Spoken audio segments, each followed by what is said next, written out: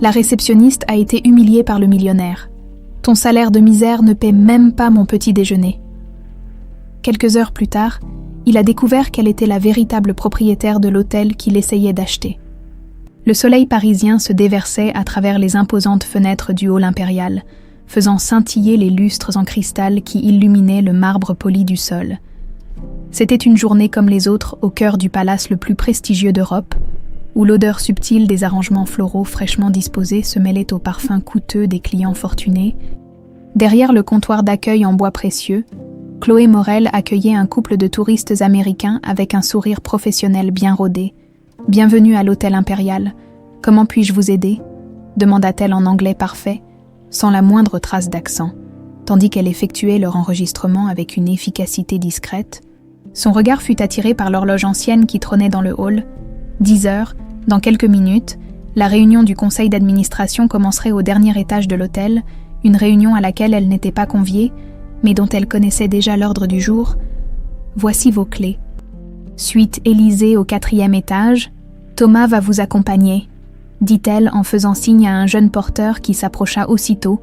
Le couple s'éloigna, et Chloé laissa son sourire s'effacer un instant. Elle ouvrit discrètement le tiroir sous le comptoir et effleura du bout des doigts la photo qu'elle y gardait toujours. Celle d'un couple élégant posant devant ce même hôtel.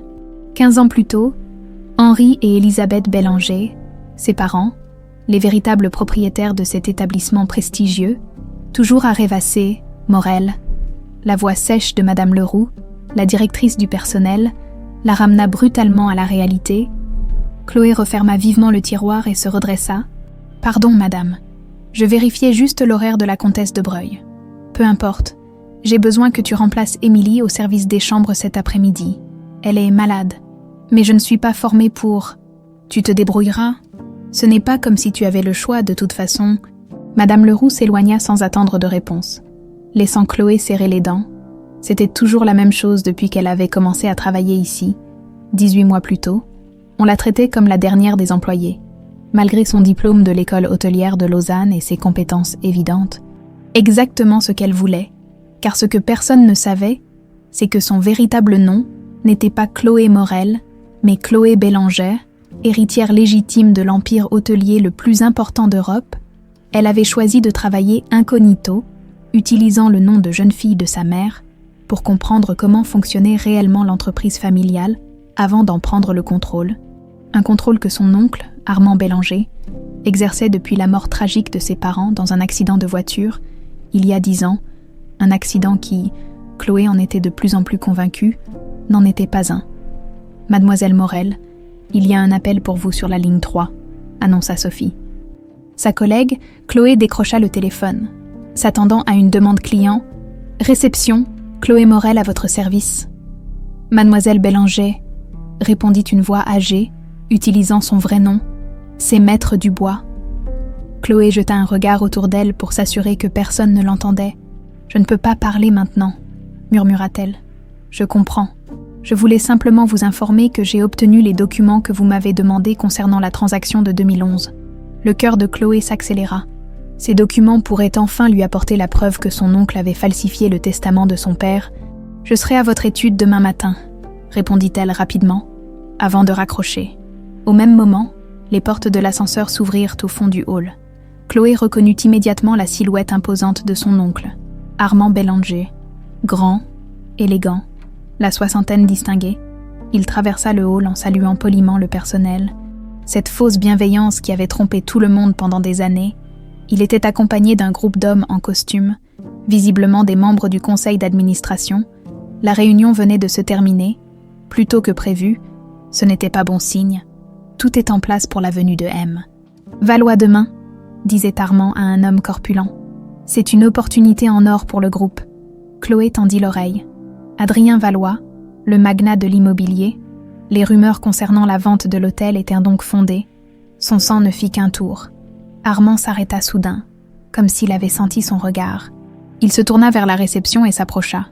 Chloé sentit son cœur battre à tout rompre, mais maintint son expression neutre, comme elle l'avait appris à faire. « Bonjour. » Il jeta un œil à son badge. « Mademoiselle Morel, monsieur le directeur, » répondit-elle poliment en baissant légèrement la tête, évitant soigneusement son regard. Vous êtes nouvelle. Je ne me souviens pas vous avoir vu avant. Je travaille ici depuis 18 mois, monsieur. Il la dévisagea un instant, comme s'il cherchait à la replacer. Vous me rappelez quelqu'un, dit-il finalement. Chloé sentit une goutte de sueur glacée couler le long de son dos. Se pourrait-il qu'il la reconnaisse? Elle avait pris soin de changer sa coiffure, portait des lunettes qu'elle n'avait pas besoin, et avait même légèrement modifié son apparence, mais les gènes étaient tenaces. « On me dit souvent que j'ai un visage familier », répondit-elle avec un sourire forcé. Armand haussa les épaules et s'éloigna, rejoignant ses collègues. Chloé laissa échapper un soupir de soulagement. Le soir venu, dans son modeste appartement du 18e arrondissement, bien loin du luxe auquel elle avait été habituée, Chloé étalait des documents sur sa table, des articles de journaux concernant l'accident qui avait tué ses parents, des rapports financiers de l'entreprise qu'elle avait subtilisés, des notes prises pendant ses mois d'observation. Son téléphone vibra, un message de Maître Dubois. « J'ai découvert quelque chose d'inquiétant dans les documents. Venez à la première heure demain. » Chloé repensa aux mots entendus plus tôt. Adrien Valois allait venir à l'hôtel. Son oncle préparait quelque chose, et elle devait découvrir quoi avant qu'il ne soit trop tard. Dans moins de 2 ans, le jour de ses 30 ans, elle pourrait légalement prendre le contrôle de l'entreprise, selon les termes du testament de son père. Mais aurait-elle encore une entreprise à diriger d'ici là? Elle s'approcha de la fenêtre et contempla les lumières de Paris. Quelque part, au loin, elle pouvait distinguer la silhouette élégante de l'hôtel impérial qui dominait l'avenue, son héritage, son avenir. « Je vous promets de découvrir la vérité », murmura-t-elle en direction du ciel étoilé, comme si ses parents pouvaient l'entendre. « Et de faire justice, quoi qu'il m'en coûte. » Elle ne savait pas encore à quel point ces mots allaient être mis à l'épreuve dès le lendemain. Avec l'arrivée d'Adrien Valois, la Porsche noire s'arrêta devant l'entrée principale de l'hôtel impérial avec un crissement de pneus qui fit tressaillir le portier. Adrien Valois en sortit d'un mouvement fluide, ajustant sa veste de costume taillée sur mesure, grand, élancé, le visage aux traits acérés et aux yeux gris perçants. Il dégageait cette assurance particulière des hommes habitués à obtenir ce qu'ils veulent. « Monsieur Valois, bienvenue à l'hôtel impérial », s'empressa de le saluer le directeur adjoint, qui l'attendait déjà, prévenu de son arrivée. Adrien lui répondit par un hochement de tête à peine perceptible, remettant ses clés de voiture au voiturier avec un « pas une égratignure », sec et sans appel. En pénétrant dans le hall majestueux, il balaya l'espace du regard. Analysant chaque détail avec l'œil expert d'un homme qui évalue un investissement potentiel, car c'était bien ce qu'était l'hôtel impérial pour lui, une acquisition stratégique dans son plan d'expansion européen, du moins, c'était l'image qu'il souhaitait projeter. « Monsieur Bélanger vous attend dans la suite présidentielle », l'informa le directeur adjoint, marchant presque en crabe pour rester à sa hauteur. « Il m'a demandé de vous y conduire dès votre arrivée. Je souhaite d'abord m'enregistrer », coupa Adrien d'un ton qui n'admettait aucune discussion, « et faire un tour des lieux, seul. » Le directeur adjoint parut désarçonné mais s'inclina. « Bien sûr, monsieur, la réception est par ici. » Ils s'approchèrent du comptoir, où Chloé, qui venait de terminer avec un client, leva les yeux. Pendant une fraction de seconde, son regard croisa celui d'Adrien, et quelque chose d'indéfinissable passa entre eux, une étincelle de reconnaissance. Presque, bien qu'ils ne se soient jamais rencontrés, « Mademoiselle Morel s'occupera de vous », annonça le directeur avant de s'éclipser discrètement. Adrien observa la jeune femme face à lui, jolie, certes, mais ce qui retint son attention fut cette lueur d'intelligence dans son regard qui contrastait avec son rôle de simple réceptionniste. « Bonjour, monsieur Valois », commença Chloé avec une politesse professionnelle. « Nous sommes ravis de vous accueillir à l'hôtel impérial. Votre suite est prête. »« J'ai demandé la suite royale, pas la présidentielle », répondit-il avec une froideur calculée.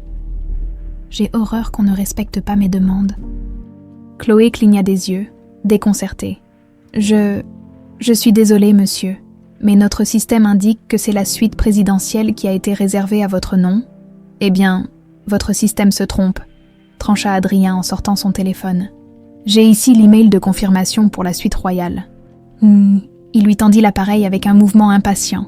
Chloé prit le téléphone et examina l'email, consciente du regard perçant d'Adrien sur elle. « Je vois le problème, » dit-elle après un moment. « Cette réservation a été faite il y a 3 semaines, mais a été modifiée hier par le bureau de M. Bélanger.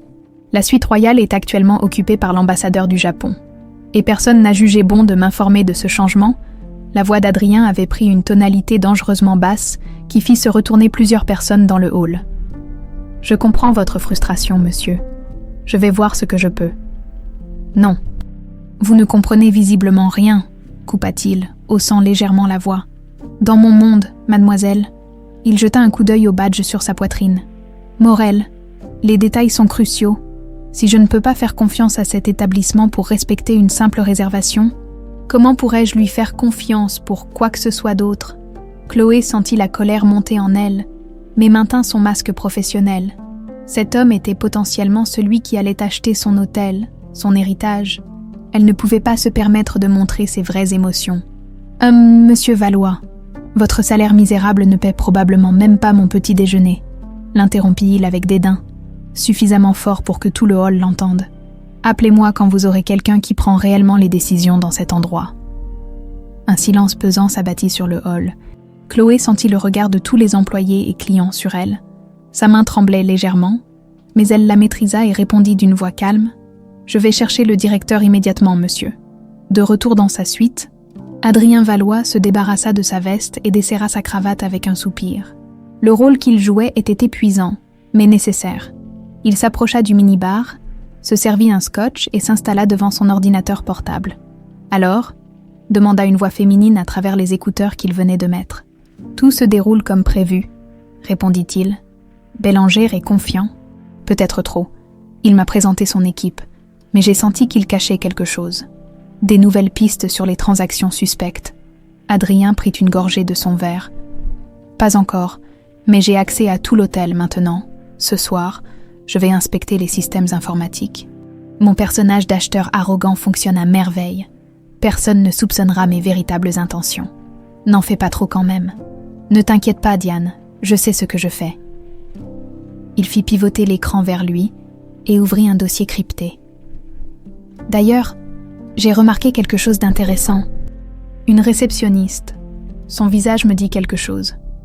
Vraiment. » La voix de Diane trahissait sa curiosité.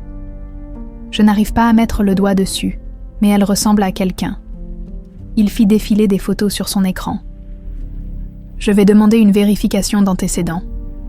Tu crois qu'elle pourrait être impliquée ? » « Je ne sais pas. » Adrien fronça les sourcils. « Mais dans cette affaire, je ne fais confiance à personne. » Il raccrocha et se leva pour contempler la vue de Paris par la fenêtre de sa suite. Quelque part dans cette ville, 10 ans plus tôt, son père était mort dans des circonstances suspectes. Peu après avoir exprimé des inquiétudes concernant les pratiques financières du groupe hôtelier Impérial, dont il était actionnaire minoritaire, Adrien n'était pas vraiment un magnate de l'immobilier, du moins pas principalement. Son empire commercial servait de couverture à son véritable travail pour une agence internationale de lutte contre le crime financier, et l'achat de l'hôtel Impérial n'était qu'un prétexte pour s'approcher d'Armand Bélanger, l'homme qu'il soupçonnait d'être responsable de la mort de son père et de plusieurs autres hommes d'affaires au cours de la dernière décennie. Son téléphone vibra. Un message de Bélanger. « Dîner ce soir. 20h. Restaurant de l'hôtel. Pour discuter des derniers détails. » Adrien sourit froidement. Le piège se refermait, mais pas de la façon dont Bélanger l'imaginait. « Je te tiens, Armand, » murmura-t-il. « Et cette fois, tu ne t'en sortiras pas. » Il retourna à son ordinateur et ouvrit un fichier contenant des photos de surveillance. Parmi elles, une attira son attention.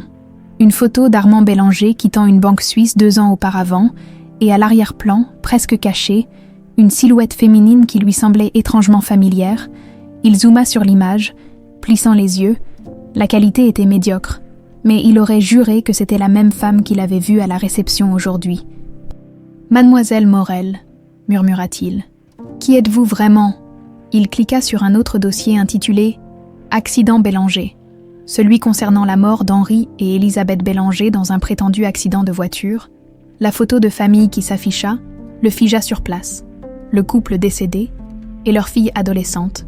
Une jeune fille dont les traits, malgré les années passées, étaient indéniablement ceux de la réceptionniste qu'il venait d'humilier publiquement. La pluie battait contre les fenêtres de l'étude de Maître Dubois lorsque Chloé y entra, secouant son parapluie trempé. C'était un de ces matins parisiens où le ciel semblait pleurer sur la ville. Comme s'il partageait le trouble qui l'habitait depuis sa confrontation avec Adrien Valois, Mademoiselle Bélanger, je vous attendais.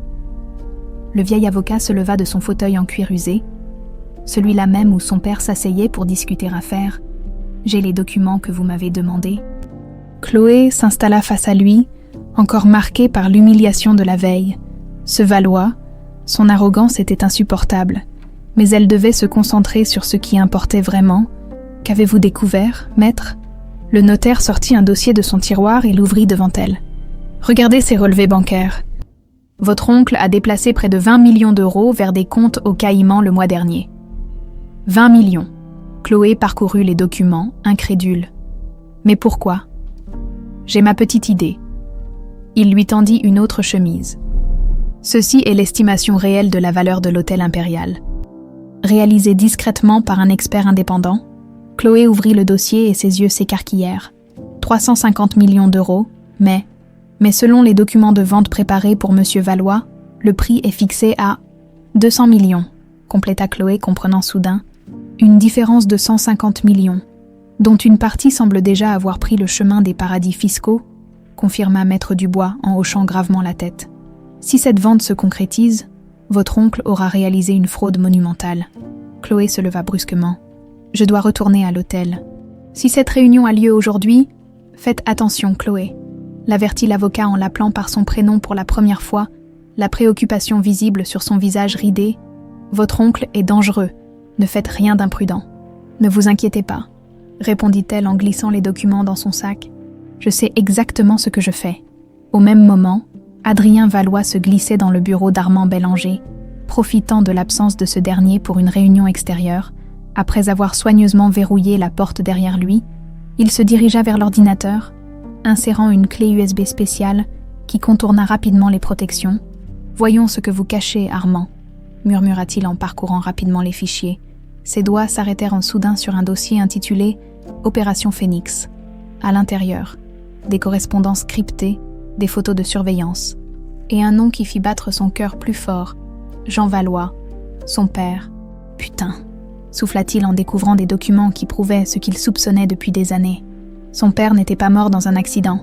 Il avait été assassiné, comme les Bélanger, parce qu'il avait découvert le système de blanchiment d'argent qu'Armand avait mis en place à travers la chaîne hôtelière. Une photo particulière attira son attention, celle d'une réunion secrète entre Armand et un homme au visage familier, Victor Petrov, un oligarque russe connu pour ses liens avec le crime organisé. « Le voilà, le vrai client », murmura Adrien en prenant des captures d'écran. L'hôtel impérial n'était qu'une façade pour légitimer l'argent sale de Petrov. Un bruit dans le couloir le fit sursauter. Il ferma rapidement les fichiers, retira sa clé USB et se précipita vers la porte opposée qui menait à une salle de conférence vide. À peine l'eut-il fermée qu'Armand entrait dans son bureau, accompagné d'un homme à l'allure patibulaire qu'Adrien reconnut comme l'un des gardes du corps habituels de Petrov. Pendant ce temps, Chloé avait regagné l'hôtel et s'était faufilée dans la salle des archives pendant sa pause déjeuner. Elle avait besoin d'accéder aux dossiers originaux de l'acquisition de la chaîne Royalton par son oncle 3 ans plus tôt, une transaction qui avait toujours semblé suspecte. Elle trouva le dossier et commença à le feuilleter quand une voix la fit sursauter. « Vous n'avez rien à faire ici, mademoiselle Morel. » Chloé se retourna brusquement pour découvrir Philippe Lambert, le chef de la sécurité, sur le seuil de la pièce. « Je cherchais simplement les archives de réservation pour un client qui revient régulièrement, » improvisa-t-elle. Dans les dossiers d'acquisition, son regard était suspicieux. « Je vais devoir signaler ceci à la direction. » Chloé sentit la panique monter, mais garda son calme apparent. « Bien sûr, je comprends. C'était une erreur de ma part. » Elle quitta la pièce, consciente que sa couverture commençait à s'effriter. Elle devait agir plus vite que prévu. À l'heure du dîner, Adrien et Armand étaient attablés au restaurant gastronomique de l'hôtel. Le champagne coulait à flots, tandis qu'Armand exposait les avantages stratégiques de l'acquisition. « Mon cher Adrien, une fois cette transaction finalisée, vous aurez le joyau de l'hôtellerie européenne dans votre portefeuille. » Adrien sourit froidement, jouant parfaitement son rôle. « Et vous, qui gagnez-vous, à part une retraite dorée ?» Armand eut un rire qui n'atteignit pas ses yeux. La satisfaction d'avoir mené cette entreprise aussi loin. « Mon frère serait fier. »« Votre frère ?» commença Adrien, observant attentivement la réaction d'Armand. « J'ai entendu dire qu'il avait des projets très différents pour l'hôtel avant ça. » Disparition tragique. Une ombre passa sur le visage d'Armand. Les accidents arrivent. Malheureusement, Henri était un idéaliste, pas un homme d'affaires. Et sa fille ? Demanda innocemment Adrien. N'aurait-elle pas son mot à dire ? Chloé ? Armand balaya la question d'un geste. Elle vit quelque part en Australie, complètement désintéressée des affaires familiales. Le testament d'Henri me donne plein pouvoir jusqu'à ses 30 ans. Mais elle a renoncé à tout ça. Elle préfère les koalas aux responsabilités. Adrien nota mentalement ce mensonge flagrant. La fille n'était pas en Australie, mais ici même, sous leurs yeux, jouant un jeu aussi dangereux que le sien. Au même moment, à la réception, Chloé terminait son service. Elle avait pris sa décision. Demain aurait lieu la réunion finale pour la signature du contrat de vente. Elle y serait, mais pas comme la discrète mademoiselle Morel. Elle sortit son téléphone et composa un numéro. « Maître Dubois, c'est moi. J'ai besoin que vous prépariez tous les documents prouvant mon identité et mes droits sur le groupe hôtelier impérial. Demain, je reprends ce qui m'appartient. » Dans sa chambre d'hôtel, plus tard ce soir-là, Adrien préparait son rapport pour l'agence. Les preuves qu'il avait rassemblées étaient accablantes, mais pas encore suffisantes pour une arrestation. Il lui fallait des preuves directes liant Armand au meurtre. Son téléphone vibra, un message de Diane, confirmation sur Chloé Morel. C'est bien Chloé Bélanger, la fille d'Henri. Que comptes-tu faire ? Adrien réfléchit un instant avant de répondre. Rien pour l'instant. Observons ce qu'elle prépare. Elle pourrait être notre meilleur atout, ou notre plus grande complication. Il ne savait pas encore à quel point cette prédiction allait s'avérer exacte. Le grand salon de l'hôtel impérial resplendissait ce matin-là. Les lustres en cristal projetaient une lumière dorée sur la table de conférence en acajou, où étaient disposés des dossiers impeccablement alignés, des carafes d'eau et des tasses de porcelaine fine. Par les hautes fenêtres, on apercevait la tour Eiffel qui se découpait sur un ciel parisien d'un bleu immaculé. Armand Bélanger vérifiait une dernière fois les documents. Un sourire satisfait aux lèvres. Tout était prêt. Dans moins d'1 heure, il signerait le contrat qui lui permettrait d'empocher discrètement plus de 100 millions d'euros, laissant Valois avec un hôtel surévalué et des problèmes cachés que l'audit superficiel n'avait pas révélés. « Les invités commencent à arriver, monsieur », annonça son assistante depuis la porte. « Parfait, faites-les entrer. » Les membres du conseil d'administration entrèrent les uns après les autres.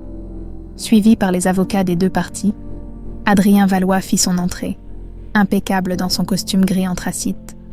Accompagné de 2 conseillers, ses yeux balayèrent rapidement la salle, évaluant chaque détail comme un prédateur étudiant son terrain de chasse. Monsieur Valois accueillit Armand en s'avançant, main tendue. « Voici le grand jour ?» ?»« En effet, » répondit Adrien en serrant sa main avec une fermeté calculée. Son sourire n'atteignait pas ses yeux. Ils prirent place autour de la table. Les discussions préliminaires commencèrent. Les avocats échangèrent des termes juridiques. Les conseillers financiers évoquaient des projections et des synergies. Armand surveillait l'horloge murale. À 10h30 précise, le notaire procéderait à la lecture du contrat final. Puis viendrait le moment des signatures. « Si vous voulez bien m'excuser, » dit Adrien en se levant soudainement. « J'aimerais passer un appel avant que nous commencions officiellement. »« Bien sûr, » acquiesça Armand, cachant son impatience derrière un sourire cordial. « Nous avons encore quelques minutes. » Adrien quitta la salle. Dans le couloir, il sortit son téléphone et appela Diane. « Tout est en place ?» demanda-t-il à voix basse. « Oui, l'équipe d'intervention est prête. Dès que tu auras la confession, ils interviendront. »« Parfait, je... » Il s'interrompit en voyant une femme élégante s'approcher du grand salon. Grande, vêtue d'un tailleur bleu marine impeccable, ses cheveux châtains remontés en un chignon sophistiqué, elle avançait d'un pas assuré. Ce ne fut que lorsqu'elle passa près de lui qu'il la reconnut, la réceptionniste, sauf qu'elle ne ressemblait plus du tout à une simple employée. « Intéressant », murmura-t-il avant de raccrocher et de la suivre. À l'intérieur du salon, Armand consultait sa montre pour la 3e fois. Le notaire avait commencé la lecture du contrat et Valois n'était toujours pas revenu. Soudain, les portes s'ouvrirent. Mais ce n'était pas Adrien Valois qui entra. Tous les regards se tournèrent vers la jeune femme qui s'avançait vers la table de conférence. Les murmures commencèrent immédiatement, surtout parmi les membres les plus anciens du conseil d'administration. « Qu'est-ce que cela signifie ?» lança Armand en se levant brusquement. « Qui vous a autorisé à interrompre cette réunion ?» La jeune femme sourit. « un sourire qui rappelait étrangement celui d'Henri Bélanger. « Bonjour, mon oncle », dit-elle d'une voix claire et assurée qui résonna dans la salle soudain silencieuse. « Ne reconnais-tu pas ta propre nièce ?» Un silence stupéfait tomba sur l'assemblée. Armand blêmit visiblement. « Chloé », balbutia-t-il. « Mais, tu es en Australie ? Manifestement non, » répondit-elle en s'approchant de la table. « Je suis ici depuis plus d'1 an et demi, apprenant à connaître l'entreprise de mon père, de l'intérieur. » Elle jeta un regard circulaire aux membres du conseil. « Messieurs, pour ceux qui ne me connaissent pas, je suis Chloé Bélanger, fille unique d'Henri et Élisabeth Bélanger, et héritière légitime du groupe hôtelier impérial. » Adrien entra à ce moment-là, s'adossant contre le mur du fond, observant la scène avec un intérêt non dissimulé. « C'est ridicule, » reprit Armand, retrouvant sa contenance. « Chloé a renoncé à ses droits sur l'entreprise. »« C'est faux, » répliqua-t-elle. Elle fit signe à un homme qui attendait à la porte, maître Dubois, qui s'avança avec une serviette en cuir. « Le testament de mon père stipule clairement que je ne peux prendre le contrôle complet de l'entreprise qu'à mes 30 ans, mais que je peux y participer dès mes 25 ans. Entre-temps, mon oncle était désigné comme administrateur provisoire, avec interdiction formelle de céder des actifs majeurs sans mon consentement. » Elle sortit un document de la serviette et le plaça au centre de la table. « Voici le testament original, authentifié par 3 notaires différents. Vous noterez la clause concernant les cessions d'actifs à la page 4. Paragraphe 2. » Un des avocats s'empara du document et commença à le lire. Son expression passant de la surprise à la préoccupation. « C'est exact, » confirma-t-il après un moment. « Si ce document est authentique, toute vente sans l'approbation de mademoiselle Bélanger serait illégale. » Armand serrait les poings, son visage passant du blanc au rouge. « C'est un coup monté, ce document est un faux. » 3 notaires affirment le contraire, intervint maître Dubois. De plus, j'ai ici les preuves que M. Bélanger a falsifié la copie du testament déposé au tribunal pour s'attribuer des pouvoirs qu'il n'a jamais eus. La salle explosa en murmures indignés. Adrien observait Armand, dont la posture trahissait la panique grandissante. « Messieurs, » reprit Chloé en s'adressant directement au conseil, « je ne suis pas venue uniquement pour bloquer cette vente, mais aussi pour reprendre ma place légitime au sein de cette entreprise. J'ai passé 18 mois à travailler anonymement dans nos hôtels, à observer, à apprendre, à comprendre les forces et les faiblesses du groupe. » Elle se tourna vers Adrien. « Monsieur Valois, je suis désolée que vous ayez été impliqué dans cette situation. Mon oncle n'avait aucune autorité légale pour vendre cet hôtel. Et certainement pas à un prix largement sous-évalué. » Adrien s'avança enfin, un sourire énigmatique aux lèvres. « Vraiment. Et quel serait le prix correct, selon vous ? Au moins 150 millions de plus que ce qui est indiqué dans ce contrat, » répondit Chloé sans hésiter. « Sans compter la valeur de la marque et du portefeuille client. » Adrien hocha lentement la tête. « Et où serait allée cette différence ? Je me le demande. » Tous les regards se tournèrent vers Armand, qui tentait désespérément de maintenir une façade de dignité offensée. « Ces accusations sont absurdes. Je n'ai jamais... » « Monsieur Valois, » coupa Chloé, « il semblerait que votre café du matin pourrait être payé par mon salaire de réceptionniste. » Après tout, un éclair de surprise passa dans les yeux d'Adrien, avant qu'il ne sourit, appréciant visiblement la réplique. Armand frappa la table du poing. « Assez, cette mascarade a assez duré, je vais appeler la sécurité pour faire sortir cette... impostrice. »« C'est inutile, mon oncle, » dit calmement Chloé. « J'ai déjà parlé avec eux. Ils savent qui je suis réellement, comme la plupart du personnel. D'ailleurs, il est surprenant ce que les gens remarquent, quand on les traite avec respect. » Elle se tourna vers le conseil d'administration. « Messieurs, je propose que nous ajournions cette réunion et que nous en programmions une nouvelle dans 1 semaine pour discuter de l'avenir du groupe. Sous ma direction. » Adrien s'approcha d'elle, ignorant totalement Armand qui fulminait. « Mademoiselle Bélanger, je dois admettre que vous m'avez impressionnée. Peu de personnes auraient eu le courage ou l'intelligence de faire ce que vous avez fait. » Il lui tendit la main. « Je me réjouis de futures négociations avec vous. Quand vous serez prête à vendre. » Chloé lui serra la main, un éclair de défi dans les yeux. « Je crains, monsieur Valois, que vous ne deviez attendre longtemps, très longtemps. » La salle commença à se vider, les membres du conseil s'empressant de venir présenter leurs respects à l'héritière retrouvée, tandis qu'Armand restait figé, abandonné de tous. Son empire s'effondrant sous ses yeux, le jeu ne faisait que commencer. Les premiers rayons du soleil illuminaient à peine l'horizon parisien, lorsque Chloé pénétra dans son nouveau bureau, au dernier étage de l'hôtel impérial, l'espace immense, avec ses baies vitrées donnant sur la tour Eiffel, appartenait autrefois à son père, puis à son oncle. Désormais, c'était le sien. Une semaine s'était écoulée depuis la confrontation dans le grand salon, une semaine de chaos contrôlé, de réunions d'urgence, de communiqués de presse et de restructuration. Armand avait été temporairement suspendu de ses fonctions, en attendant une enquête approfondie, mais il n'était pas resté silencieux. Chloé s'installa dans le fauteuil en cuir et alluma son ordinateur. Les alertes Google qu'elle avait configurées sur son nom et celui de l'hôtel s'affichèrent immédiatement. Son visage se crispa à la lecture des derniers titres. Guerre dynastique au cœur de l'hôtellerie de luxe parisienne. Chloé Bélanger, l'héritière qui jouait à la réceptionniste. Armand Bélanger dénonce un coup d'état corporatif orchestré par sa nièce. Et le plus récent, daté de ce matin même, Adrien Valois dépose une plainte contre le groupe hôtelier Impérial pour rupture de contrat. Chloé poussa un soupir exaspéré. Valois. Évidemment, il n'allait pas abandonner si facilement. Son téléphone sonna. Mademoiselle Bélanger, Monsieur Valois est en bas. Il demande à vous voir, annonça sa nouvelle assistante, qui avait encore du mal à ne pas l'appeler Mademoiselle Morel. Faites-le monter, répondit Chloé après un moment d'hésitation. Quelques minutes plus tard, Adrien entrait dans le bureau, aussi impeccable et intimidant que lors de leur première rencontre.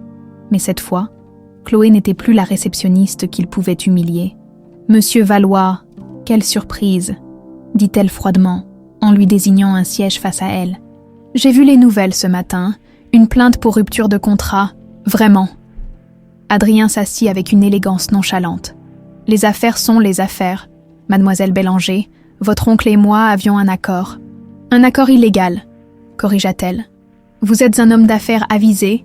Vous auriez dû faire vérifier plus attentivement qui détenait réellement le pouvoir de signature. » Il inclina légèrement la tête, reconnaissant le point. « Peut-être, mais cette plainte n'est que le début. » « De quoi ?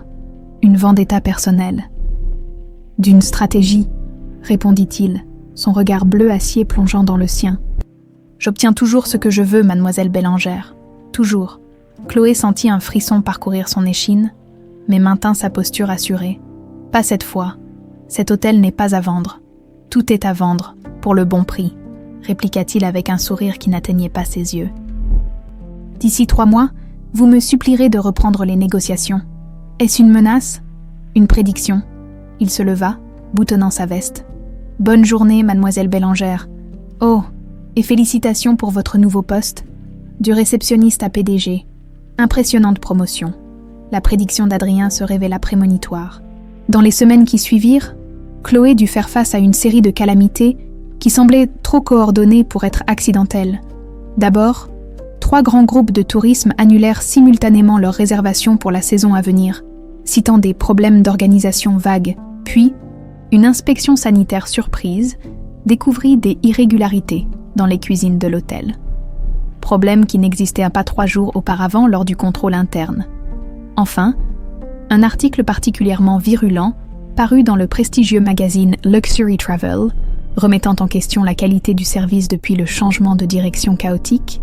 « Il est derrière tout ça, j'en suis certaine », lança Chloé à Maître Dubois lors d'une réunion de crise. « Possible, mais difficile à prouver », répondit l'avocat avec prudence. « Monsieur Valois a des connexions dans tous les secteurs, et il n'est pas votre seul problème. » Il poussa vers elle un dossier contenant les derniers rapports financiers. « Votre oncle a laissé l'entreprise dans un état bien plus préoccupant que nous ne le pensions. Ses prêts contractés auprès de la Banque européenne d'investissement arrivent à échéance dans 2 mois. » Chloé parcourut les chiffres et blêmit. 40 millions d'euros. Comment allons-nous ? C'est exactement ce que Valois attend, remarqua l'avocat. Il sait que vous n'avez pas les liquidités nécessaires. Il vous pousse vers un mur. Dans son penthouse dominant la Seine, Adrien étudiait les derniers rapports que son équipe lui avait fournis sur la situation du groupe hôtelier impérial. La pression qu'il exerçait commençait à porter ses fruits. Les réservations étaient en baisse de 30%, les actions avaient chuté de 15% depuis l'annonce du litige, et les banques commençaient à s'inquiéter. Son téléphone vibra.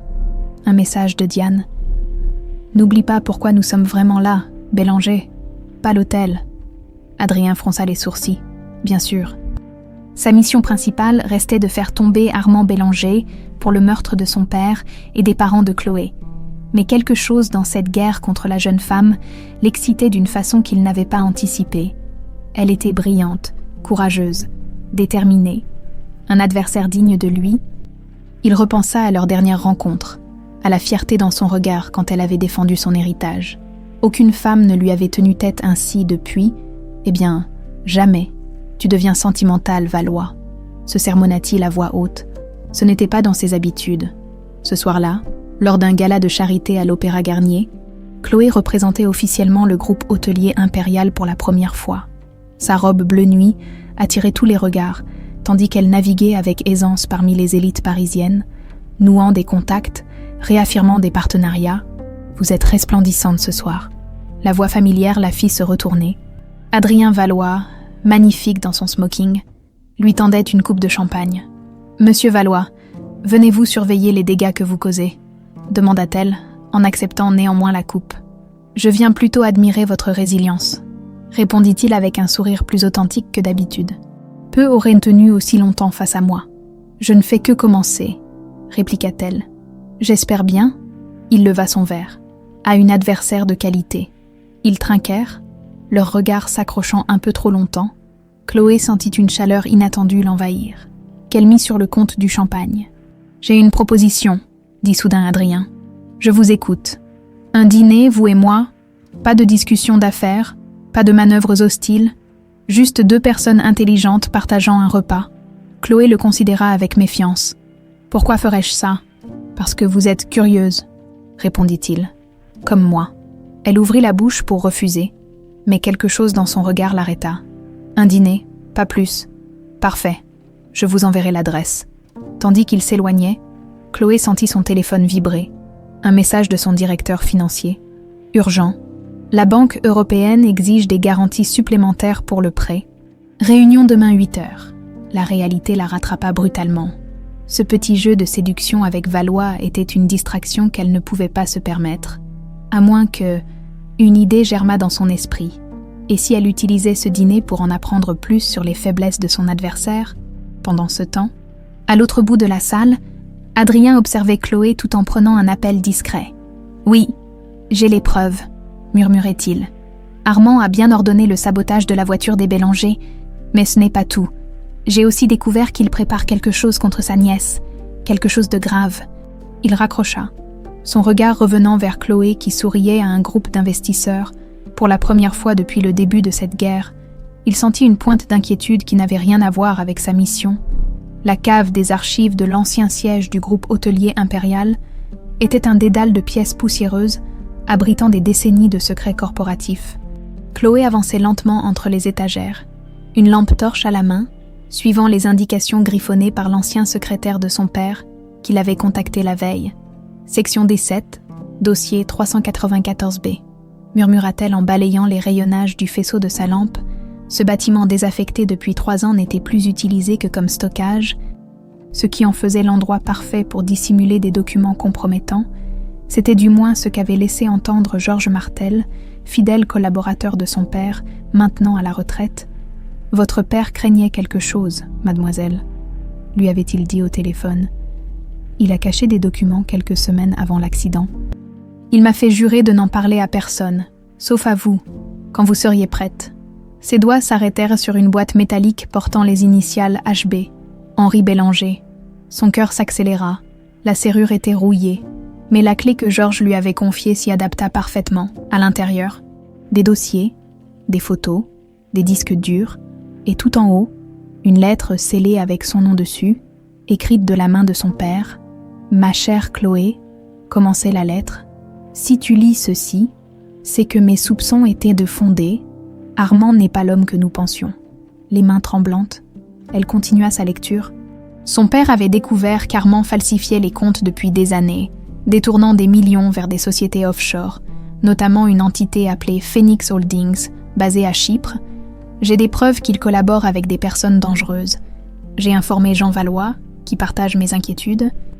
Nous préparons un dossier pour les autorités. Si quelque chose m'arrive, cherche Jean, il saura quoi faire. Jean Valois, le père d'Adrien, Mort quelques mois après ses parents, Chloé sentit un frisson parcourir son échine. Ce n'était pas une coïncidence. Elle rassembla rapidement les documents et quitta les archives. Son dîner avec Adrien était prévu dans 2 heures. Cette découverte changeait tout. Adrien avait choisi un petit restaurant discret dans le Marais, loin des endroits chics où ils auraient pu être reconnus. Quand Chloé arriva, il était déjà attablé dans un coin isolé, un verre de vin rouge à la main. Pour une fois, il semblait plus détendu, moins sur ses gardes. Il portait un simple pull bleu marine sur une chemise blanche, une tenue qui adoucissait son apparence habituellement intimidante. « Vous êtes venu ?» dit-il en se levant pour l'accueillir. « J'ai douté jusqu'au dernier moment. J'ai hésité, » admit Chloé en s'asseyant. « Mais j'étais curieuse de découvrir l'homme derrière le requin des affaires. » Un serveur apporta une bouteille de vin et remplit le verre de Chloé. « Alors, quelle est la règle ?» demanda-t-elle après avoir goûté le vin. « Nous ne parlons pas affaires. C'est ça. »« Exactement, » confirma Adrien. « Ce soir, je ne suis pas l'homme qui essaie de s'emparer de votre hôtel et vous n'êtes pas l'héritière qui me résiste. Qui sommes-nous alors ? Juste Adrien et Chloé, 2 personnes qui apprennent à se connaître ?» Elle l'observa attentivement. Quelque chose avait changé dans son attitude. Il semblait presque vulnérable. La conversation dériva vers des sujets neutres. Leur restaurant préféré à Paris, les livres qu'ils aimaient, leur voyage. À sa grande surprise, Chloé se surprit à apprécier sa compagnie. Adrien était cultivé, intelligent, et possédait un sens de l'humour qu'elle n'aurait jamais soupçonné. « Vous n'êtes pas du tout ce que j'imaginais », avoua-t-elle après leur plat principal. « Et qu'imaginiez-vous ? Un homme froid, calculateur, sans âme, le genre qui écrase les autres sans remords pour arriver à ses fins ?» Adrien eut un sourire énigmatique. « Peut-être suis-je exactement cela, mais avec de bonnes manières à table. »« Non, » dit-elle en secouant la tête. « Il y a autre chose. Je n'arrive pas à mettre le doigt dessus, mais vous jouez un rôle, n'est-ce pas ?» Un silence s'installa, plus lourd, plus chargé de non-dits. Adrien la fixa longuement, comme s'il prenait une décision difficile. « Votre père connaissait le mien, » dit-il finalement, brisant leur règle tacite de ne pas parler affaires. Chloé sentit son cœur s'accélérer. « Je sais, j'ai trouvé des documents aujourd'hui. Ils travaillaient ensemble sur quelque chose concernant mon oncle. Ils enquêtaient sur lui, » confirma Adrien, baissant la voix. « Mon père était auditeur financier. Il avait découvert des irrégularités dans les comptes du groupe. Votre père l'avait contacté discrètement. Et puis ils sont morts, tous les 2.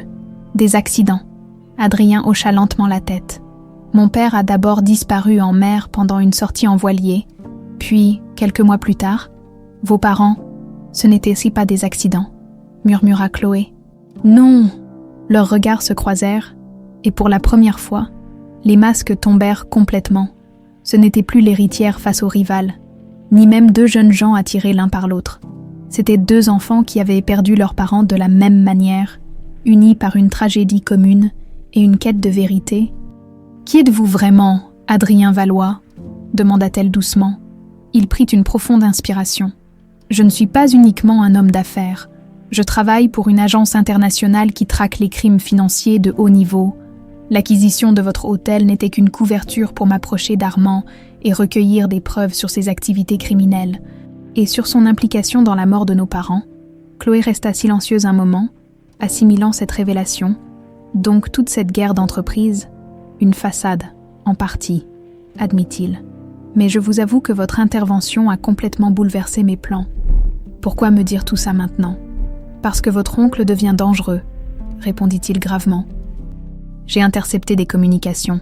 Il prépare quelque chose contre vous, quelque chose de grave, et parce que... Il hésita. Parce que je n'arrive plus à jouer ce rôle face à vous.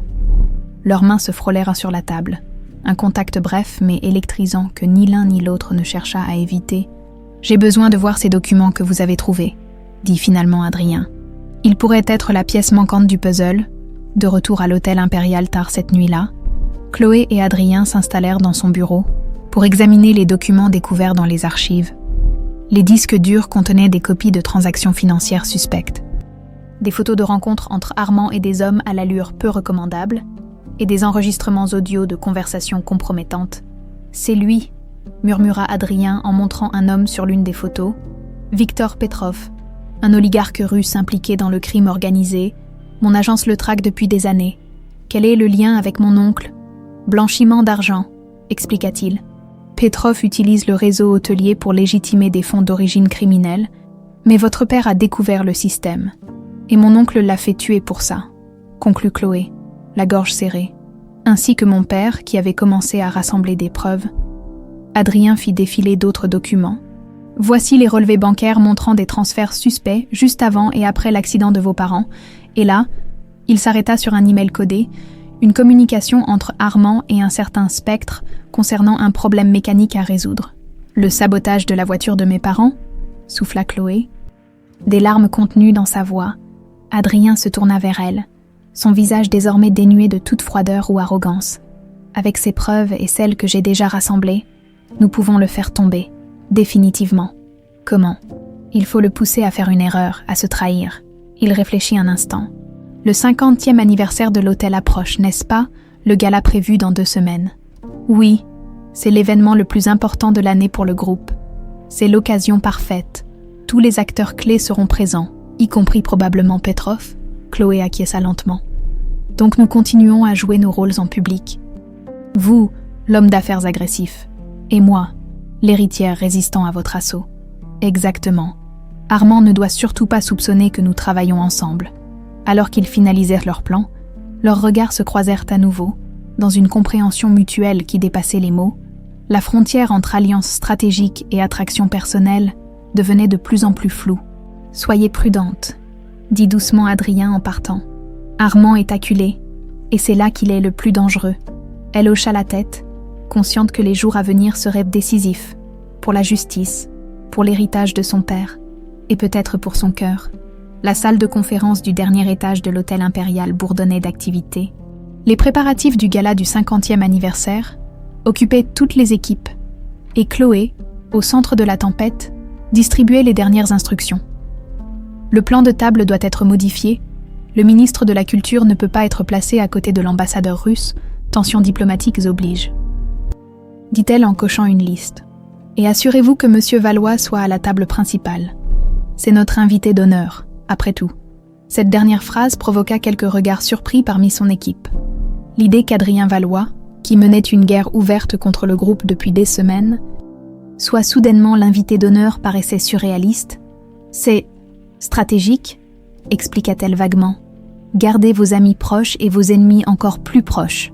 La réunion terminée, Chloé resta seule dans la pièce, depuis sa rencontre révélatrice avec Adrien 3 jours plus tôt. Ils avaient élaboré un plan risqué, en public. Ils maintenaient leur façade d'adversaires acharnés. En privé, ils mettaient en commun leurs informations, cherchant à piéger Armand lors du gala. Son téléphone vibra.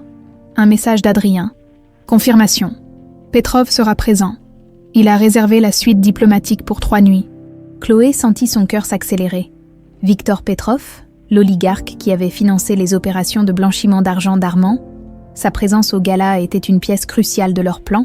Elle allait répondre quand la porte s'ouvrit brusquement, laissant entrer son oncle. « Armand », dit-elle froidement. « Je croyais que le conseil avait été clair sur ta suspension. » Armand Bélanger affichait ce sourire condescendant qu'elle avait tant détesté pendant des années. Mais aujourd'hui, il semblait presque pitoyable. Avec ses traits tirés et son teint grisâtre, la chute était difficile pour lui. « Ma chère nièce », répondit-il en s'approchant. « Je venais simplement m'assurer que tout se passait bien pour les préparatifs du gala. C'est un événement important pour l'histoire de la famille. »« Notre famille », rétorqua-t-elle avec amertume. « Celle que tu as détruite. Ne sois pas si dramatique, Chloé. Les affaires sont les affaires. Le meurtre ne fait pas partie des affaires. Armand. » Un éclair passa dans les yeux de son oncle, vite remplacé par une expression de confusion feinte. « Je ne comprends pas ce que tu insinues. »« Vraiment. » Elle le fixa intensément.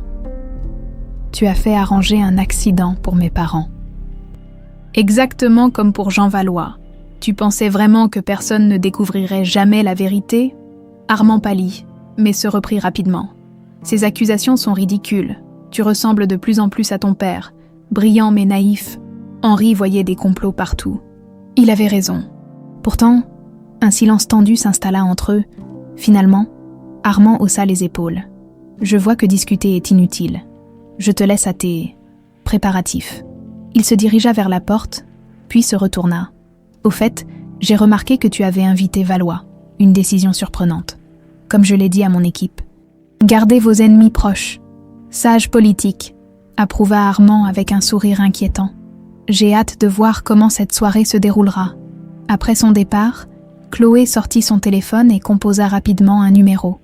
Adrien, mon oncle sait quelque chose. Je crois qu'il se doute que nous collaborons. Dans sa suite au Ritz, Adrien achevait sa conversation avec Chloé quand Diane entra, un dossier à la main. Du nouveau, demanda-t-il en raccrochant. Oui, et pas bon. Elle lui tendit des photos de surveillance. Armand a rencontré cet homme hier soir. Adrien examina les images et jura. Sergueï Volkov, le bras droit de Petrov, connu pour résoudre les problèmes de façon définitive. Exactement. Diane s'assit face à lui. Si Bélanger a engagé Volkov, c'est qu'il prépare quelque chose de grave. Il se sent acculé. Adrien réfléchit rapidement. Nous devons prévenir notre équipe d'intervention. Le gala pourrait devenir dangereux. Tu devrais peut-être annuler ta présence, suggéra Diane, préoccupée. Si Bélanger soupçonne que tu es plus qu'un simple homme d'affaires. Impossible. C'est notre meilleure chance de l'attraper. Son regard se durcit. Et je ne laisserai pas Chloé seule face à lui. Diane l'observa curieusement. Tu t'attaches à elle. Ce n'était pas une question, mais une constatation. Adrien ne répondit pas immédiatement. Elle est différente, dit-il finalement. Courageuse, intelligente. Elle a perdu ses parents comme moi. Nous partageons la même quête. Adrien, commença Diane avec prudence. N'oublie pas que cette opération dure depuis des années. Ne laisse pas des sentiments personnels compromettre notre mission. Il acquiesça sèchement, mais ils savaient tous deux que quelque chose avait changé. Pour la première fois de sa carrière, Adrien Valois laissait une mission devenir personnelle. Cette nuit-là, Chloé ne parvenait pas à dormir. Les préparatifs du gala la submergeaient. Mais ce n'était pas ce qui la maintenait éveillée. C'était la peur. Non pas pour elle-même, mais pour Adrien. En moins d'une semaine, il était passé du statut d'ennemi juré à celui d'allié le plus précieux, et peut-être plus encore. Bien qu'elle n'osât pas mettre un nom sur ce qu'elle commençait à ressentir, son téléphone sonna, la faisant sursauter. Un numéro inconnu. « Allô, mademoiselle Bélanger ?» Une voix d'homme, hésitante. « C'est Philippe Lambert, le chef de la sécurité. Monsieur Lambert, il est presque minuit. »« Je sais, pardonnez-moi, mais j'ai vu quelque chose. Dans le bureau de votre oncle. » Sa voix tremblait légèrement. « Des plans de l'hôtel, avec des annotations pour le gala, et votre nom entouré en rouge, avec celui de Monsieur Valois. » Un frisson glacé parcourut l'échine de Chloé. Quoi d'autre ? Il y avait un homme avec lui. Un Russe, je crois. Il parlait d'un nettoyage nécessaire pendant le gala. Monsieur Lambert, votre loyauté est appréciée. Mais pourquoi me dire cela ? Un silence. Puis, j'ai servi votre père pendant 15 ans. C'était un homme bon. Je n'ai jamais cru à l'accident. Après avoir raccroché, Chloé composa immédiatement le numéro d'Adrien. Le lendemain matin, ils se retrouvèrent discrètement dans un café anonyme du 11e arrondissement, loin des quartiers qu'ils fréquentaient habituellement. « C'est pire que je ne pensais », dit Adrien après qu'elle lui eut rapporté l'appel nocturne. « Armand prévoit de nous éliminer tous les deux pendant le gala. Comment peut-il imaginer s'en sortir ? Il y aura des centaines de témoins. Les accidents arrivent, même dans les endroits les plus surveillés. » Le visage d'Adrien s'assombrit. Volkov est un expert. Empoisonnement, petite explosion accidentelle. Panique générale. Les possibilités sont nombreuses. Chloé frissonna. Nous devrions annuler. Non. Adrien prit sa main par-dessus la table. Un geste spontané qui les surprit tous deux. C'est notre chance de les piéger ensemble. Armand et Petrov. J'aurai une équipe d'intervention prête à agir. Et j'ai un plan. Leurs doigts restèrent entrelacés, tandis qu'il lui expliquait les détails. À chaque minute qui passait, leur connexion s'approfondissait, tissée de dangers partagés et de confiance croissante. « Tu risques ta vie, » murmura-t-elle. « Nous la risquons tous les deux. » Corrigea-t-il. « Mais nous le faisons pour la justice, pour nos parents. » Ils se séparèrent avec réticence, conscients que les 4 jours restants avant le gala seraient décisifs. En public, ils maintiendraient leur rivalité. En coulisses, ils préparèrent leur piège. Ce soir-là, Chloé convoqua discrètement Lambert, le chef de la sécurité, dans son appartement. « J'ai besoin de votre aide », dit-elle en lui présentant un plan détaillé du grand salon où se tiendrait le gala. « Voici ce que nous allons faire. À l'autre bout de la ville, Adrien briefait son équipe d'intervention. Petrov et Bélanger seront présents. Volkov aussi, probablement déguisé en serveur ou en agent de sécurité. Nous devons être partout et nulle part à la fois. » Alors que le jour du gala approchait, une étrange atmosphère planait sur l'hôtel impérial. Les employés sentèrent la tension, percevaient les regards inquiets de leur jeune directrice. Quelque chose se préparait, quelque chose qui dépassait la simple célébration d'un anniversaire. La veille du grand jour, Chloé reçut un petit paquet. À l'intérieur, une montre élégante et une note d'Adrien, pour remplacer celle de ton père, synchronisée avec la mienne, quoi qu'il arrive demain. Sache que je serai toujours à tes côtés. Elle attacha la montre à son poignet, étrangement émue par ce geste. Demain, ils affronteraient ensemble le meurtrier de leurs parents. Demain, ils risqueraient tout. Le destin de l'hôtel impérial, et peut-être de leur vie, se jouerait dans une danse mortelle lors de la soirée la plus glamour de Paris. Le grand salon de l'hôtel impérial n'avait jamais été aussi éblouissant. Des centaines de bougies scintillaient dans les lustres en cristal, reflétant leur lumière dorée sur les murs ornés de miroirs anciens. L'orchestre de chambre jouait un air de Debussy, tandis que le champagne coulait à flots dans les coupes en cristal de baccarat spécialement gravées pour l'occasion. Chloé se tenait à l'entrée, resplendissante dans sa robe haute couture d'un bleu profond qui rappelait celle que sa mère portait lors du 25e anniversaire de l'hôtel. Ses cheveux étaient relevés en un chignon élégant, laissant apparaître le collier de diamants qui avait appartenu à sa grand-mère, Mademoiselle Bélanger. « Vous êtes absolument sublime ce soir », murmura le maire de Paris en lui baisant la main. « Vos parents seraient fiers. »« Merci, monsieur le maire », répondit-elle avec un sourire qui masquait sa nervosité. Ses yeux ne cessaient de balayer la salle, notant mentalement les positions des agents de sécurité discrètement postés au point stratégique. Philippe Lambert lui fit un léger signe de tête depuis son poste près de l'escalier principal, confirmant que tout était en place. Un mouvement à l'entrée attira son attention. Adrien Valois venait d'arriver, impeccable dans son smoking noir. Leurs regards se croisèrent brièvement. Un échange silencieux de détermination et de quelque chose de plus profond qu'aucun d'eux n'osait encore nommer. « Monsieur Valois ?» le salua-t-elle formellement lorsqu'il s'approcha. « Pour le bénéfice des personnes qui les entouraient, je suis heureuse que vous ayez pu vous joindre à nous malgré nos différents professionnels. Je n'aurais manqué cela pour rien au monde, mademoiselle Bélanger, » répondit-il en portant sa main à ses lèvres, glissant discrètement un petit appareil dans sa paume, un minuscule émetteur d'urgence. Alors qu'ils échangeaient des banalités, Armand Bélanger fit son entrée, escorté par un homme à l'allure austère que Chloé reconnut immédiatement d'après les photos. Victor Petrov, l'oligarque russe, balaya la salle d'un regard froid, évaluateur, celui d'un homme habitué à calculer la valeur de tout ce qu'il voit. « Mon oncle semble avoir amené un invité surprise », murmura Chloé. « Ils sont tombés dans le piège », répondit Adrien sur le même ton. « Maintenant, nous devons les amener à révéler leurs intentions. » La soirée progressait selon le programme prévu. Après les discours d'ouverture et le toast porté au 50e anniversaire de l'hôtel impérial, le dîner fut servi. Chloé et Adrien étaient assis à la table d'honneur, séparés par quelques invités de marque, tandis qu'Armand et Petrov occupaient une table voisine. L'homme près du bar, qui se fait passer pour un serveur, souffla Adrien à Chloé lors d'un moment où ils se retrouvèrent côte à côte. « C'est Volkov. » Chloé jeta un regard discret vers l'homme désigné, grand, athlétique malgré son âge. Avec des yeux qui scrutaient méthodiquement la salle, son uniforme de serveur était impeccable, mais quelque chose dans sa posture trahissait une formation militaire. « Il ne nous quitte pas des yeux », remarqua-t-elle, sentant un frisson d'appréhension parcourir son échine. « C'est normal, nous sommes ses cibles », répondit calmement Adrien, comme s'il commentait la météo. Ne montre aucune inquiétude, sourit. Elle obéit, levant son verre pour trinquer avec lui, consciente des regards qui les observaient. À 22h30, l'orchestre entama une valse viennoise. Plusieurs couples s'aventurèrent sur la piste de danse. C'était le moment qu'ils attendaient. « M'accorderiez-vous cette danse, mademoiselle Bélanger ?» demanda Adrien en se levant et en lui tendant la main, suffisamment fort pour être entendu des tables voisines. Un murmure surpris parcourut l'assemblée.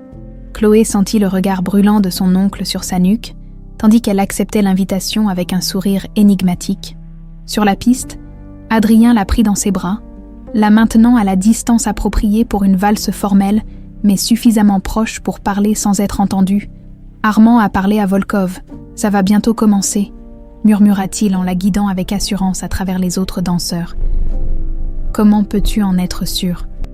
J'ai placé un micro sur Armand quand je l'ai accidentellement bousculé tout à l'heure. Il a dit à Volkov d'agir pendant la danse. » Chloé sentit son cœur s'accélérer, mais se força à maintenir une expression sereine. « Le plan est toujours le même ?» demanda-t-elle, ses yeux plongés dans ceux d'Adrien. « Oui, nous les laissons faire le premier pas, puis nous les piégeons. Mon équipe est en position. » La valse les entraînait dans un tourbillon élégant, leurs corps se mouvant en parfaite harmonie, comme s'ils avaient dansé ensemble toute leur vie, pour un bref moment, malgré le danger imminent. Chloé se sentit étrangement en paix. « Tu as peur ?» demanda doucement Adrien, son regard soudain vulnérable. « Oui, » admit-elle, « mais pas pour moi. » Il resserra imperceptiblement son étreinte. « Quoi qu'il arrive, sache que je... » Un mouvement brusque du côté du bar interrompit sa phrase. Volkov s'était mis en mouvement, se dirigeant vers eux avec détermination, une main glissée sous sa veste. « Il vient » souffla Adrien. « Prête, prête. » Ils continuèrent à valser, se rapprochant stratégiquement d'une colonne où l'un des agents de sécurité de Chloé était posté. Volkov accéléra le pas. Contournant les danseurs pour les intercepter, tout se passa alors très vite. Volkov sortit un objet de sa veste, un pistolet muni d'un silencieux. Adrien le vit en premier et, dans un mouvement fluide, fit pivoter Chloé derrière lui, se plaçant entre elle et l'arme, le coup partit, étouffé par le silencieux mais parfaitement audible pour ceux qui se trouvaient à proximité. Adrien s'effondra, entraînant Chloé dans sa chute. Des cris retentirent immédiatement. La panique commença à se propager dans la salle. « À terre !» hurla Philippe Lambert en se précipitant vers Volkov, son arme dégainée, simultanément. Plusieurs hommes en costume, l'équipe d'Adrien, surgirent de différents points de la salle. Convergeant vers Armand et Petrov, qui tentèrent de s'échapper par une porte latérale. Dans la confusion, Chloé se pencha sur Adrien, horrifiée de voir une tache rouge s'élargir sur sa chemise blanche. « Adrien, non, non !» sanglota-t-elle, en pressant ses mains sur la blessure pour tenter d'arrêter le saignement. Ses yeux s'ouvrirent, emplis de douleur mais conscients. « Ça va, gilet pare-balles !» murmura-t-il avec difficulté. Mais la balle a traversé l'épaule. Volkov avait été maîtrisé par Lambert et deux autres agents de sécurité. Armand, voyant son plan échouer, tenta une dernière échappée désespérée vers la sortie principale, bousculant violemment les invités sur son passage. « Il s'enfuit !» cria quelqu'un, mais avant qu'il n'atteigne les portes, Diane, la collègue d'Adrien, surgit devant lui, son badge officiel à la main. « Armand Bélanger, vous êtes en état d'arrestation pour complicité de meurtre, blanchiment d'argent et tentative d'assassinat. » Le visage d'Armand se décomposa, la réalisation de sa défaite totale se lisant dans ses yeux. Son regard croisa celui de Chloé, toujours agenouillée près d'Adrien blessé. Et pour la première fois, elle y vit non pas de la haine ou du mépris, mais une terreur pure. Les ambulanciers se frayèrent un chemin à travers la foule médusée. L'un d'eux s'agenouilla près d'Adrien, examinant rapidement sa blessure. « Il faut l'emmener à l'hôpital immédiatement », déclara-t-il en faisant signe à ses collègues d'approcher la civière. Chloé s'accrochait à la main d'Adrien, refusant de le lâcher. « Je viens avec lui », affirma-t-elle d'un ton qui n'admettait aucune discussion. Alors qu'il l'installait sur la civière, Adrien serra faiblement sa main. « On a réussi », murmura-t-il avec un pâle sourire. « Justice, pour nos parents. » Puis ses yeux se fermèrent, et la peur s'empara à nouveau du cœur de Chloé, tandis que les ambulanciers l'emmenaient en toute hâte vers les portes du grand salon, laissant derrière eux une soirée de gala transformée en scène de crime et de justice longtemps attendue. Le bruit monotone des machines médicales rythmait le silence pesant de la chambre d'hôpital. Assise dans un fauteuil inconfortable, Chloé n'avait pas quitté le chevet d'Adrien depuis 3 jours. Elle observait son visage pâle, ses traits détendus par le sommeil provoqué par les analgésiques. Les médecins s'étaient montrés rassurants. La balle avait traversé l'épaule sans toucher d'artère majeure, mais la perte de sang avait été importante, nécessitant une intervention chirurgicale d'urgence et plusieurs transfusions. « Tu dois te reposer », dit une voix à l'entrée de la chambre. Chloé se retourna pour voir Diane, qui lui tendait un gobelet de café. « Je ne peux pas le laisser », répondit-elle en acceptant néanmoins la boisson chaude. Et s'il se réveillait, Diane s'assit face à elle, de l'autre côté du lit. Les médecins ont dit qu'il était hors de danger. Son corps a besoin de récupérer, c'est tout. Un silence s'installa, pendant lequel les deux femmes observèrent l'homme endormi. « Tu l'aimes, n'est-ce pas ?» demanda finalement Diane sans détour. Chloé leva les yeux, surprise par cette question directe. Elle hésita, puis hocha imperceptiblement la tête. « Je ne sais pas comment c'est arrivé. Il y a quelques semaines, je le détestais. Adrien a cet effet sur les gens, » sourit Diane. « D'abord on veut le gifler, puis on réalise qu'on ne peut plus se passer de lui. » Cette remarque arracha un petit rire à Chloé, le premier depuis le drame du gala. « Vous travaillez ensemble depuis longtemps ?» demanda-t-elle, soudain curieuse de connaître cette partie de la vie d'Adrien. « 5 ans. Nous avons été partenaires sur plusieurs missions. » Diane sembla hésiter avant d'ajouter. « Mais je ne l'ai jamais vu comme ça avec qui que ce soit. »« Il s'est vraiment attaché à toi. » Une légère rougeur colora les joues de Chloé. « Qu'arrivera-t-il ensuite? Pour lui, je veux dire, quand tout sera terminé. » « C'est à lui de décider, » répondit Diane en haussant les épaules. « Il pourrait continuer avec l'agence ou choisir une autre voie. » Leur conversation fut interrompue par un léger mouvement de la main d'Adrien. Ses paupières frémirent avant de s'ouvrir lentement, dévoilant ses yeux gris encore brumeux. « Chloé, » murmura-t-il d'une voix rauque. Elle se leva d'un bond, saisissant sa main. « Je suis là, tout va bien ?» Il tenta de se redresser, grimaçant de douleur. « Armand, Petrov. »« Arrêtez », intervint Diane, ainsi que Volkov et 3 autres complices. L'opération est un succès total. Un léger sourire étira les lèvres d'Adrien. « Parfait. » Puis, se tournant vers Chloé. « Tu n'as pas été blessée ? » ?»« Non, grâce à toi, » répondit-elle, serrant sa main plus fort. « Tu m'as sauvé la vie. »« Je vais vous laisser, » annonça Diane en se dirigeant vers la porte. « Je repasserai plus tard. Repose-toi, Adrien. » Une fois seul, un silence chargé d'émotions s'installa entre eux. Chloé remarqua qu'Adrien la regardait intensément, comme s'il cherchait à mémoriser chaque détail de son visage. « Tu n'as pas dormi ?»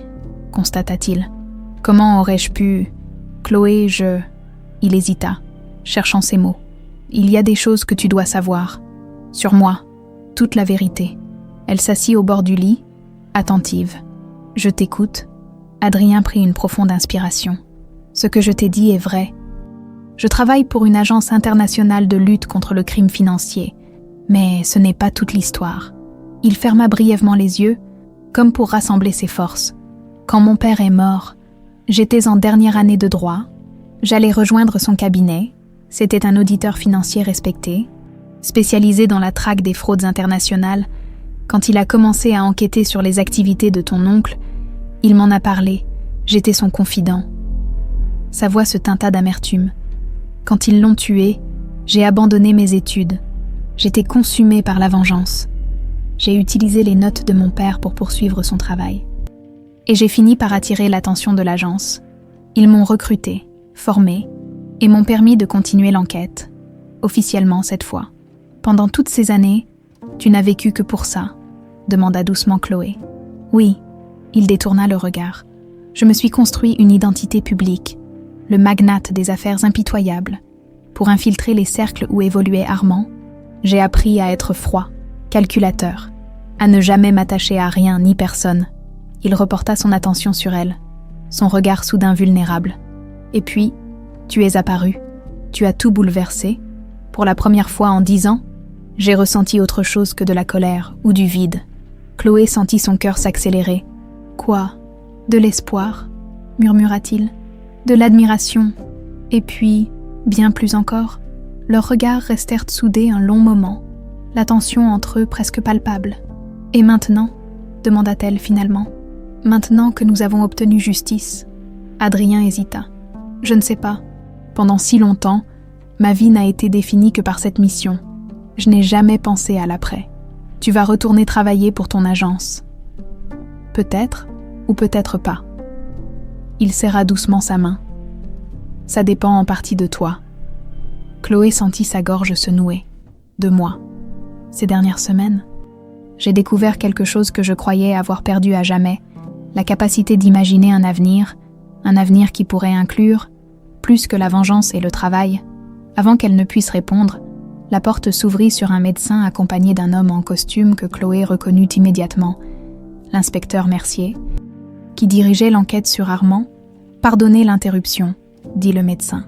Mais l'inspecteur insiste pour parler à Monsieur Valois. « Ce ne sera pas long », assura Mercier en s'approchant du lit. « Nous avons du nouveau concernant votre oncle, mademoiselle Bélanger. » Il a commencé à parler. Chloé se raidit. Qu'a-t-il dit ? Il a confirmé son implication dans la mort de vos parents et de Monsieur Jean Valois, en échange d'une réduction de peine. Il a accepté de témoigner contre Petrov et de révéler l'intégralité du réseau de blanchiment.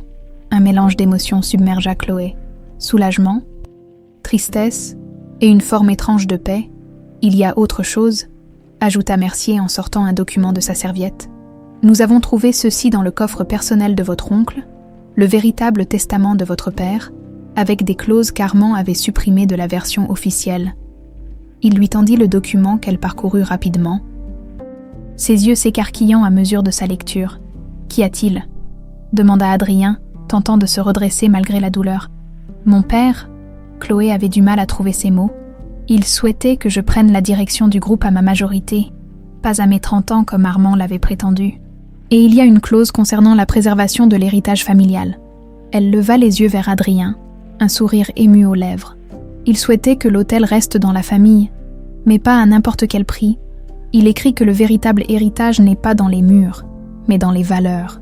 Après le départ du médecin et de l'inspecteur, Chloé resta silencieuse un moment, absorbée par ses pensées. « À quoi penses-tu » demanda doucement Adrien. « À mes parents, à ton père, à tout ce chemin parcouru. » Elle lui prit la main. « J'ai passé tellement d'années obsédée par la récupération de cet hôtel, convaincue que c'était la seule façon d'honorer leur mémoire. Mais peut-être que l'héritage est ailleurs.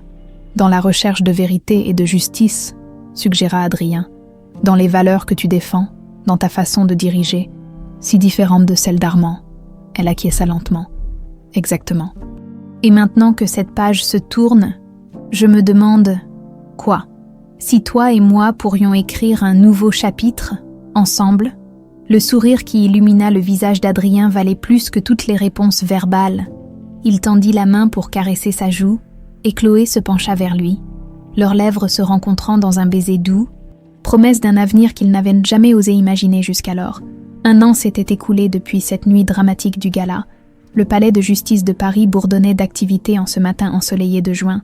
La salle d'audience, habituellement austère, était aujourd'hui pleine à craquer de journalistes venus assister au dernier jour du procès qui avait captivé la France entière. Chloé Bélanger, assise au premier rang, écoutait attentivement les plaidoiries finales. À ses côtés, Adrien serrait doucement sa main, son épaule désormais parfaitement guérie, bien qu'une fine cicatrice lui rappellerait toujours cette soirée où il avait risqué sa vie pour elle. « La cour appelle Armand Bélanger », annonça le juge. Un silence pesant s'abattit sur la salle, lorsque l'ancien directeur du groupe hôtelier impérial se leva, méconnaissable. En 1 an de détention provisoire, ses cheveux avaient blanchi, son visage s'était creusé, et toute trace de l'arrogance qui le caractérisait autrefois avait disparu. « Monsieur Bélanger, avant que le jury ne se retire pour délibérer, avez-vous quelque chose à ajouter ?» Armand se tourna lentement vers Chloé et Adrien. Leurs regards se croisèrent pour la première fois depuis des mois. « Je voudrais dire... » Sa voix était faible, hésitante. « Je voudrais présenter mes excuses à ma nièce. Et au fils de Jean Valois, ce que j'ai fait est impardonnable. La cupidité et l'ambition m'ont aveuglé. Je ne demande pas votre pardon, mais je veux que vous sachiez que je reconnais mes crimes et les regrette profondément. » Chloé resta impassible, mais ses yeux brillaient de larmes contenues. Ce n'étaient même pas des larmes de tristesse ou de pardon, mais le soulagement de voir enfin cet homme admettre ses actes. 3 heures plus tard, le verdict tombait. Armand Bélanger était reconnu coupable de complicité dans les meurtres d'Henri et Élisabeth Bélanger, de Jean Valois, et de tentative d'assassinat sur Adrien Valois et Chloé Bélanger. Sa peine, 20 ans de réclusion criminelle. « Comment te sens-tu » demanda Adrien alors qu'ils quittèrent le tribunal, évitant habilement la nuée de journalistes. « Libre » répondit simplement Chloé, comme si un poids énorme avait été retiré de mes épaules. Ils montèrent dans la voiture qui les attendait. Adrien prenant naturellement le volant, après 1 an ensemble, ils avaient développé ces petites habitudes de couple qui rendaient leur relation à la fois solide et simple, malgré leurs vies extraordinaires. « Où allons-nous maintenant ?» demanda-t-il en démarrant. « À l'hôtel, nous avons l'inauguration ce soir. » Adrien sourit. L'inauguration de la nouvelle aile de l'hôtel impérial, renommée Aile Henri et Elisabeth Bélanger, en hommage aux parents de Chloé, ce projet avait occupé une grande partie de leur année. Pendant qu'ils roulaient à travers Paris, Chloé repensait à tout ce qui s'était passé depuis le gala, les changements qu'elle avait apportés au groupe sous sa direction, la restructuration complète de la gouvernance, les nouvelles politiques de transparence et d'éthique, et surtout, la transformation de sa relation avec Adrien. Après sa convalescence, il avait pris une décision qui avait surpris beaucoup de monde, quitter l'agence pour se consacrer à ses propres entreprises, mais pas n'importe lesquelles. Il avait réorienté ses activités vers des investissements éthiques et durables, travaillant souvent en partenariat avec le groupe hôtelier impérial sur des projets innovants. « À quoi penses-tu » demanda-t-il en jetant un coup d'œil dans sa direction. « À nous, à tout ce chemin parcouru. » Elle posa sa main sur la sienne. « Tu ne regrettes jamais d'avoir quitté l'agence ?»« Pas une seconde, » répondit-il sans hésiter. « J'y ai passé 10 ans à poursuivre le passé. Maintenant, je construis l'avenir. Notre avenir. » L'hôtel impérial était en ébullition. Les ouvriers mettaient la dernière touche à la nouvelle aile. Les fleuristes disposaient d'immenses compositions d'orchidées blanches, les préférées d'Elisabeth Bélanger, et le personnel s'affairait dans une chorégraphie parfaitement orchestrée. Mademoiselle Bélanger, Marie, sa nouvelle assistante, accourut vers elle dès son entrée dans le hall. « Tout est prêt pour la cérémonie. Les premiers invités arrivent dans 2 heures. »« Parfait, Marie. » Chloé sourit. « Et s'il vous plaît, appelez-moi Chloé. Nous avons déjà discuté de cela. » La jeune femme rougit. « Oui, Chloé, pardon. » C'était l'un des changements les plus visibles dans la gestion de Chloé. Une relation plus horizontale avec ses employés, basée sur le respect mutuel plutôt que sur la hiérarchie rigide qu'imposait son oncle, alors qu'elle se dirigeait vers son bureau pour se préparer à la cérémonie. Elle remarqua une jeune fille à la réception. Visiblement nerveuse pour son premier jour de travail, Chloé s'arrêta. « Bonjour », dit-elle en s'approchant. « Vous êtes nouvelle ?» La jeune fille sursauta. « Oui, mademoiselle. Je m'appelle Sophie Dubois. C'est mon premier jour. Bienvenue parmi nous. Sophie, je suis Chloé Bélanger. » Elle lui tendit la main avec un sourire chaleureux. « N'hésitez pas à me faire part de vos idées ou suggestions. Les employés sont la véritable âme de cet hôtel. » Les yeux de Sophie s'écarquillèrent de surprise. « Merci, mademoiselle Bélanger. Je ferai de mon mieux. » « J'en suis certaine. » Chloé lui fit un clin d'œil avant de s'éloigner. Adrien, qui avait observé la scène, la rejoignit avec un sourire amusé. « Tu ne peux pas t'empêcher de briser le protocole, n'est-ce pas ? Je me souviens trop bien de mon premier jour à cette même réception. Personne ne m'a accueilli ainsi. Je veux que les choses soient différentes maintenant. » La cérémonie d'inauguration fut un succès retentissant. Des personnalités du monde entier étaient venues assister au dévoilement de cette nouvelle aile ultramoderne, symbole du renouveau du groupe hôtelier impérial sous la direction de Chloé. Après son discours émouvant rendant hommage à ses parents, elle s'éclipsa discrètement dans un couloir tranquille pour reprendre son souffle. Adrien l'y rejoignit quelques minutes plus tard, 2 coupes de champagne à la main. « À la renaissance de l'Empire Bélanger », proposa-t-il en lui tendant une coupe. « À nos parents », corrigea-t-elle, « et à l'avenir qu'ils n'ont pas eu la chance de voir. » Ils trinquèrent en silence, savourant ce moment de calme au milieu des festivités. « J'ai quelque chose à te demander », dit soudain Adrien, son expression devenant sérieuse. Chloé l'observa avec curiosité, tandis qu'il posait sa coupe sur une console et plongeait la main dans la poche intérieure de sa veste. « Depuis 1 an, nous avons traversé plus d'épreuves que certains couples en toute une vie, » commença-t-il. « Nous avons affronté des dangers, guéri des blessures, rebâti des empires, ensemble. » Il sortit un petit écrin de velours bleu nuit et mit un genou à terre, sous le regard stupéfait de Chloé. « Mais il reste une chose que nous n'avons pas encore construite, notre propre famille. » Il ouvrit l'écrin, révélant une bague sertie d'un saphir entouré de diamants. « Chloé Bélanger, veux-tu m'épouser ?» Les larmes aux yeux, elle hocha la tête, incapable de parler pendant un instant. « Oui. » murmura-t-elle finalement. Oui, 1000 fois oui. Il glissa la bague à son doigt et se releva pour l'embrasser tendrement. Derrière eux, des applaudissements discrets les firent de se retourner. Diane et plusieurs membres du personnel les observaient avec des sourires émus. 6 mois plus tard, Chloé et Adrien se tenaient dans le grand salon de l'hôtel impérial, transformés en un écrin féerique pour leur mariage. La cérémonie venait de s'achever, et ils recevaient les félicitations de leurs invités. « Je dois faire quelque chose », murmura Chloé à l'oreille d'Adrien. « Tu viens avec moi ».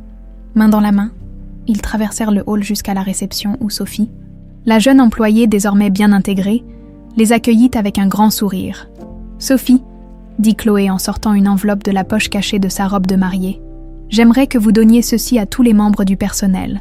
C'est un bonus pour les remercier de leur travail exceptionnel et une invitation à participer au programme de formation que nous lançons le mois prochain. » Elle se tourna ensuite vers son mari, ajoutant suffisamment fort pour que plusieurs personnes autour entendent. N'oublie jamais que le respect ne dépend pas de la position qu'on occupe. Parfois, la personne qui te sert ton café pourrait bien être propriétaire de l'endroit, ou le devenir un jour. Adrien sourit, complétant sa pensée. Et parfois, celui qui semble ton pire ennemi peut devenir la personne qui risquera sa vie pour toi. Ils regagnèrent la réception sous les applaudissements de l'équipe, puis s'éclipsèrent plus tard dans la soirée pour une dernière visite avant leur lune de miel. Le cimetière du Père-Lachaise était paisible sous la lumière douce du soleil couchant, devant les tombes d'Henri et Élisabeth Bélanger, récemment rejointes par un mémorial pour Jean Vallois, dont le corps n'avait jamais été retrouvé. Chloé et Adrien déposèrent 3 roses blanches. « Nous avons tenu notre promesse », murmura Chloé. « Justice a été rendue, et leur héritage perdure », ajouta Adrien en serrant sa main. Pas seulement dans les murs d'un hôtel, mais dans les valeurs que nous défendons. Alors qu'ils quittèrent le cimetière, bras dessus, bras dessous, une silhouette solitaire les observait de loin. Un homme d'une 50aine d'années, aux traits vaguement familiers, qui ressemblait étrangement à Armand Bélanger dans sa jeunesse. « Profitez de votre bonheur, cousins », murmura Étienne Bélanger, le cousin d'Armand, en serrant un vieux médaillon familial dans sa main. « Il ne durera pas éternellement. La véritable histoire des Bélanger reste encore à écrire. » Mais ce soir-là, alors que Chloé et Adrien s'envolaient vers leur nouvelle vie, seuls comptèrent l'amour qu'ils avaient retrouvé au milieu des tempêtes et l'avenir qu'ils construiraient ensemble sur les fondations solides de la vérité et de la justice.